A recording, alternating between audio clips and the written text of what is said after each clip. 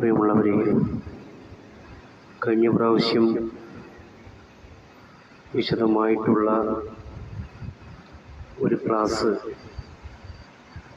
ഭിന്നശേഷിക്കാർക്ക് ലഭിക്കുന്ന ആനുകൂല്യങ്ങളെ സംബന്ധിച്ച് നൽകിയിരുന്നു. അതിൽ ഒരുപാട് പേര് സംശയങ്ങൾ ഉന്നയിച്ചുകൊണ്ട്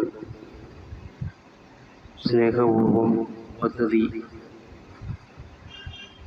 സംബന്ധിച്ച് അപേക്ഷ സമർപ്പിക്കേണ്ട രീതിയെ സംബന്ധിച്ചും ചോദ്യങ്ങൾ ഉന്നയിക്കുകയുണ്ടായി. ആയതുകൊണ്ട് തന്നെ വിശദമായിട്ടുള്ള ഒരു പ്രാവശ്യം കൂടി നൽകാൻ ആഗ്രഹിക്കുകയാണ്. സംസ്ഥാന സർക്കാർ നൽകുന്ന ഒരു പദ്ധതിയാണ് സ്നേഹപൂർവം പദ്ധതി. ഈ പദ്ധതി മാതാപിതാക്കൾ നഷ്ടപ്പെട്ട ഭിന്നശേഷിക്കാരായിട്ടുള്ള കുട്ടികൾക്ക് സാമ്പത്തികമായി പരാധീനതയാൽ കുട്ടികളെ സംരക്ഷിക്കാൻ കഴിയാത്ത അവസ്ഥയിൽ ഇത്തരം കുട്ടികളെ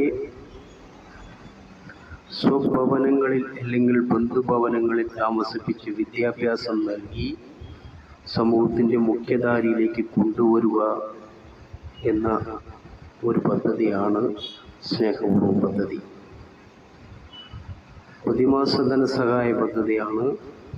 BPL കുടുംബങ്ങളിലെ അല്ലെങ്കിൽ നഗരപ്രദേശങ്ങളിൽ 22,175 രൂപയും ഗ്രാമപ്രദേശങ്ങളിൽ 20,000 രൂപയും വരെ വാർഷിക വരുമാനമുള്ള കുടുംബങ്ങളിലെ സർക്കാർ എയ്ഡഡ് സ്ഥാപനങ്ങളിൽ ഡിഗ്രി പ്രൊഫഷണൽ ക്ലാസുകൾ വരെ പഠിക്കുന്ന വിദ്യാർത്ഥികൾക്ക് നൽകുന്ന ഒരു സാമ്പത്തിക സഹായ പദ്ധതിയാണ് സ്നേഹപൂർവം പദ്ധതി.